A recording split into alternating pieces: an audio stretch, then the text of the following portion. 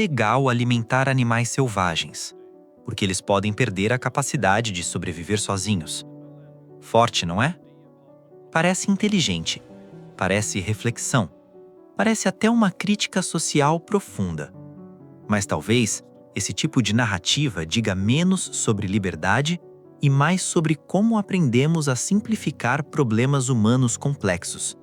Porque seres humanos não vivem apenas de instinto, vivem dentro de sistemas, economias, estruturas, relações de poder. E quando uma metáfora simples demais tenta explicar pobreza, desigualdade, dependência ou vulnerabilidade, muitas vezes ela não esclarece, ela apenas apaga tudo o que torna o problema real. Porque a verdadeira pergunta nunca foi: por que alguém se tornou dependente? Mas sim, quem construiu um mundo onde sobreviver sozinho se tornou privilégio? Talvez o problema não seja apenas a dependência. Talvez o problema seja um sistema que cria vulnerabilidade, vende soluções individuais e ainda convence você de que a culpa é sua. E se a maior forma de controle moderno não for te impedir de sobreviver, mas fazer você acreditar que todas as suas dificuldades nasceram exclusivamente de você? A armadilha da metáfora fácil. Posts como esse funcionam justamente porque parecem profundos. Uma frase curta, uma metáfora forte, uma sensação imediata de verdade.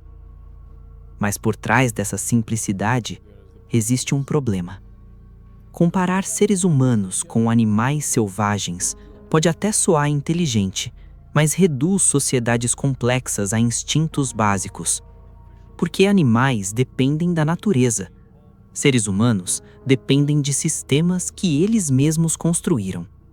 Mercado de trabalho, salário, moradia, educação, saúde, políticas públicas, história. Quando alguém usa uma metáfora tão simples para explicar pobreza, auxílio social ou vulnerabilidade, o que desaparece não é apenas a complexidade, desaparece também a estrutura. E quando a estrutura desaparece, a culpa sobra para o indivíduo.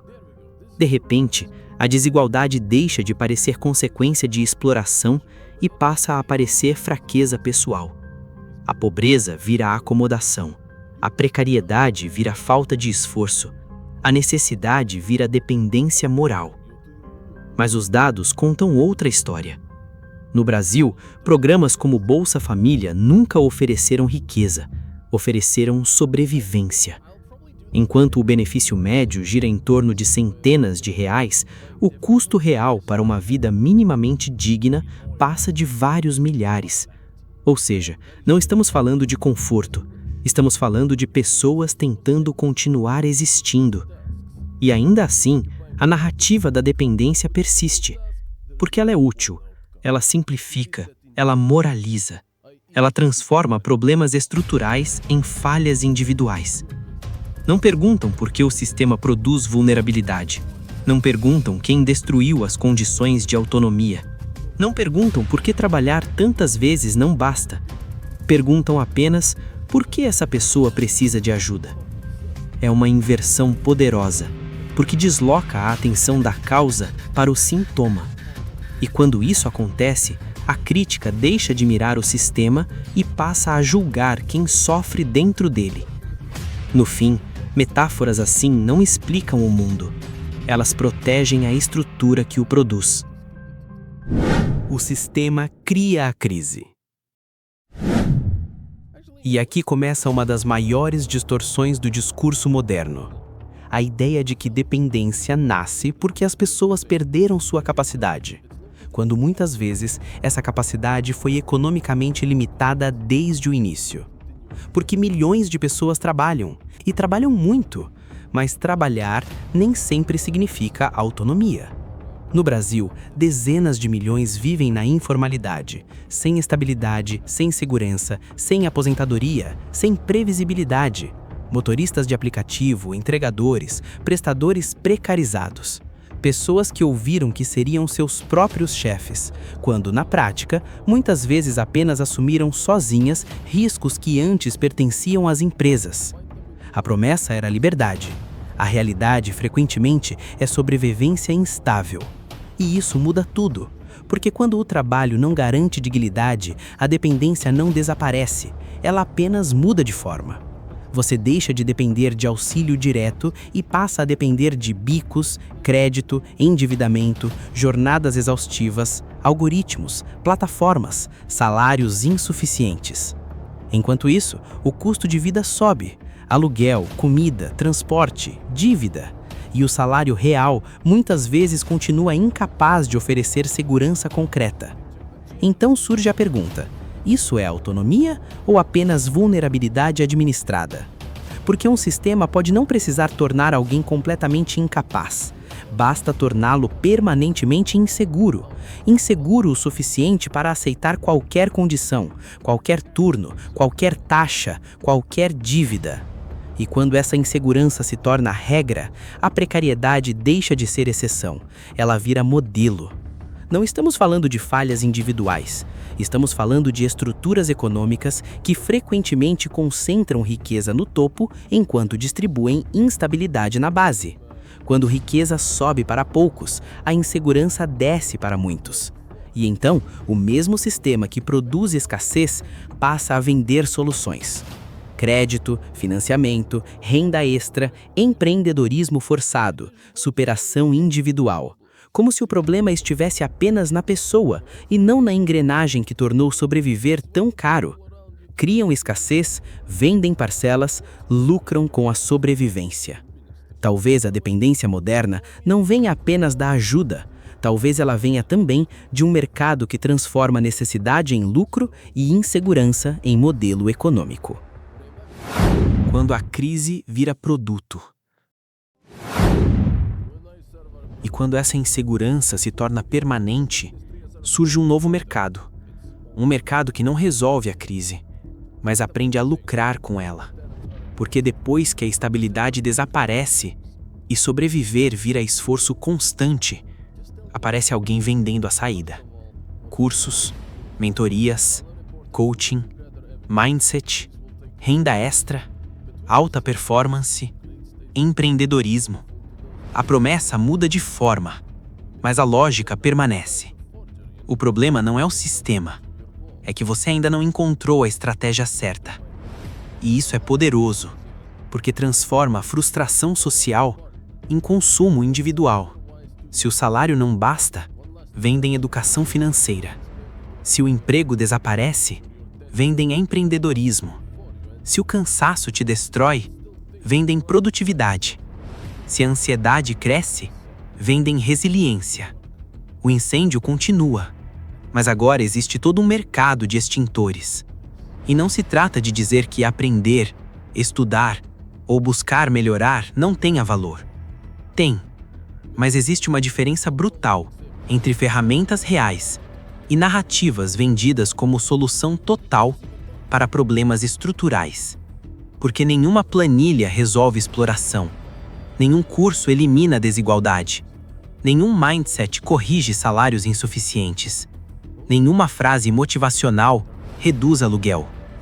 Mas ainda assim, essas soluções vendem, porque oferecem algo extremamente valioso: a sensação de controle, mesmo que parcial, mesmo que ilusória. E num mundo inseguro, a ilusão de autonomia vira produto premium. Assim, a crise deixa de ser apenas uma tragédia social. Ela se torna oportunidade de mercado. A ansiedade vira nicho, a insegurança vira audiência, a precariedade vira funil de vendas. Não basta sobreviver à crise. Agora querem também monetizar sua tentativa de escapar dela. E talvez esse seja um dos movimentos mais sofisticados do sistema moderno. Não apenas explorar vulnerabilidades, mas transformá-las em demanda econômica. Primeiro, retiram a estabilidade. Depois, vendem adaptação. Primeiro, produzem escassez. Depois, vendem promessa. Primeiro, tornam o indivíduo inseguro. Depois, o responsabilizam por encontrar sozinho a saída. No fim, a estrutura permanece intacta, mas o indivíduo segue correndo, acreditando que o próximo curso, a próxima estratégia, ou a próxima versão de si mesmo finalmente resolverá aquilo que talvez nunca tenha sido apenas uma falha pessoal. A ideologia da culpa. E para que esse ciclo continue funcionando, não basta precarizar. Não basta vender soluções. É preciso algo ainda mais profundo. Convencer você de que, se ainda não conseguiu escapar, a culpa é sua. É aqui que entra a ideologia da culpa, a lógica meritocrática, a cultura do você consegue, a obsessão pelo desempenho. Porque se o sucesso depende exclusivamente do esforço individual, então o fracasso precisa parecer uma falha pessoal, mesmo quando o ponto de partida nunca foi igual. Mesmo quando milhões nascem em condições radicalmente diferentes. Mesmo quando mobilidade social real pode levar gerações. No Brasil, para alguém nascido entre os mais pobres atingir renda média, o caminho pode levar cerca de 9 gerações. 9. E ainda assim, continuamos ouvindo que basta querer, que basta lutar, que basta foco. Mas quando estruturas históricas profundas, como desigualdade, capital cultural, raça, território e acesso à educação são apagadas, a narrativa da culpa floresce. Você não está cansado por um sistema de desempenho excessivo. Você só não geriu bem sua rotina.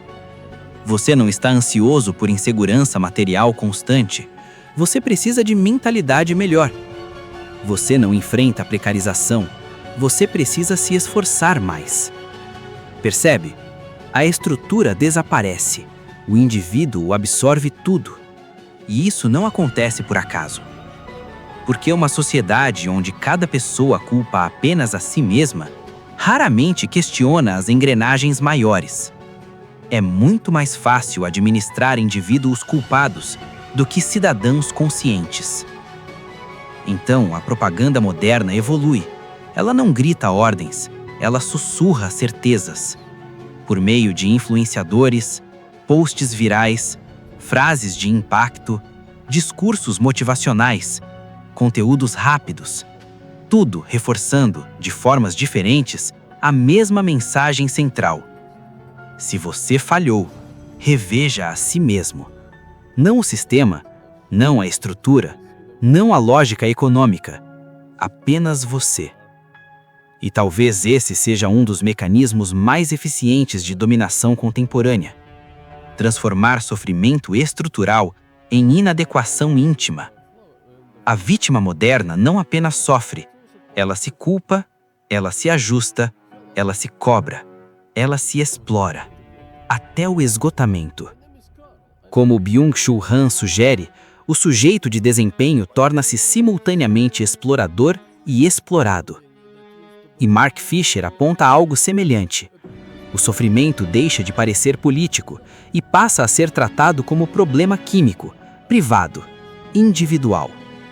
No fim, a maior vitória ideológica talvez não seja a exploração em si, mas fazer com que milhões de pessoas vivam essa exploração, acreditando sinceramente que seu sofrimento nasceu exclusivamente de falhas próprias.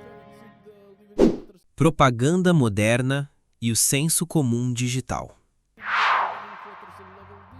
E hoje, essa lógica não precisa mais vir apenas de governos, escolas ou grandes meios de comunicação. Ela cabe no seu bolso, no seu feed, na rolagem infinita da sua tela. Porque propaganda moderna mudou. Ela não interrompe mais sua atenção. Ela compete por ela. Cada vídeo curto, cada frase motivacional, cada corte político, cada metáfora simplista, cada postagem profunda, tudo disputa segundos da sua mente. E nesse ambiente, a complexidade quase sempre perde. Porque algoritmos não são otimizados para a verdade. São otimizados para retenção, para clique, para emoção, para permanência.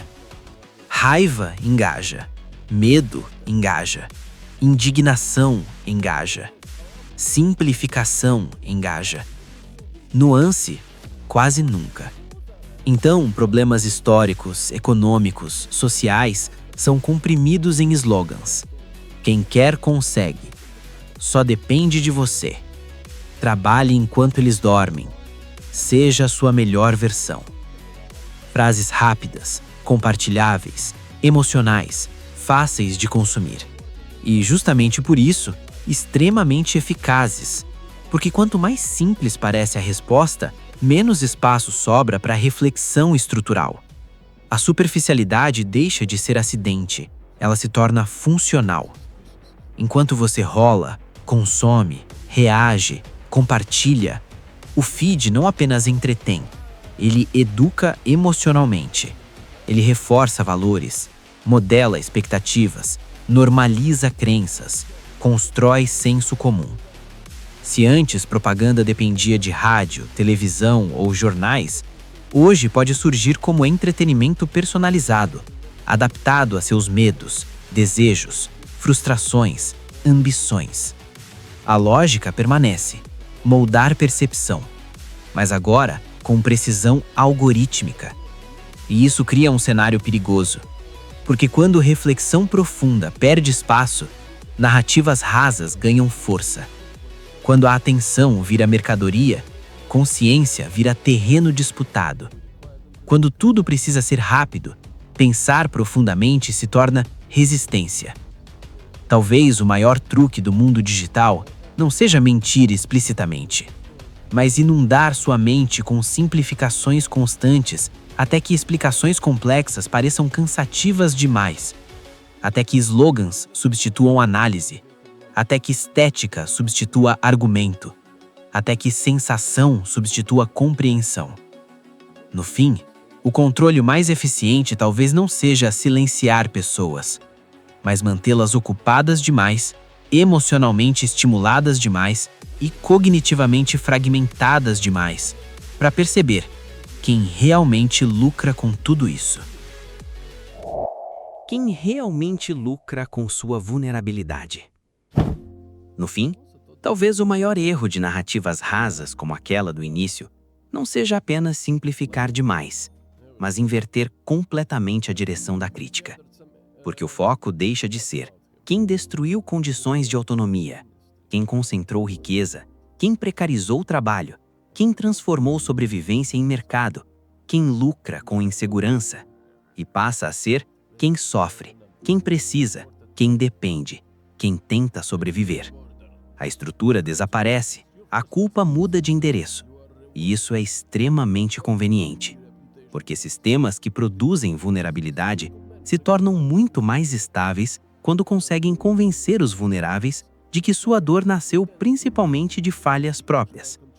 Talvez seja por isso que tantas mensagens modernas parecem profundas, quando na verdade apenas reorganizam culpa. Não questionam a engrenagem, questionam o indivíduo preso nela. Não perguntam por que o mundo foi organizado assim. Perguntam apenas por que você ainda não conseguiu vencê-lo sozinho. E essa diferença muda tudo. Porque uma sociedade incapaz de perceber estruturas tende a moralizar sintomas. Julga a pobreza sem analisar desigualdade. Julga cansaço sem analisar exploração. Julga ansiedade sem analisar quem a produz. Mas perceber isso não significa abandonar responsabilidade individual. Significa entender que responsabilidade pessoal, sem consciência estrutural, pode facilmente se transformar em autopunição. Talvez pensar por conta própria não seja apenas escolher opiniões diferentes. Talvez seja algo muito difícil. Perceber quando explicações fáceis estão sendo usadas para impedir perguntas maiores. Porque quando você começa a enxergar isso, posts motivacionais mudam de forma, discursos meritocráticos mudam de forma, promessas de liberdade mudam de forma. E você percebe que muitas soluções vendidas existem apenas para adaptar indivíduos a estruturas que permanecem inalteradas. Talvez o maior ato de consciência hoje não seja rejeitar toda a ajuda, nem rejeitar todo o esforço, mas recusar narrativas que transformam problemas coletivos em fracassos exclusivamente pessoais. Porque quando a complexidade desaparece, a dominação costuma parecer apenas bom senso. E talvez o verdadeiro perigo não seja depender, mas nunca perceber quem construiu um mundo onde sobreviver com dignidade se tornou tão difícil para tantos e tão lucrativo para poucos. E se esse vídeo te fez pensar, já deixa o like e se inscreve no canal, porque aqui a gente não tenta apenas reagir ao mundo, a gente tenta entender as estruturas por trás dele. E se você quer enxergar como desigualdade, precarização, propaganda e sobrevivência cotidiana se manifesta de forma brutal na realidade brasileira, então o próximo passo está bem na sua frente. O vídeo vai aparecer na sua tela agora.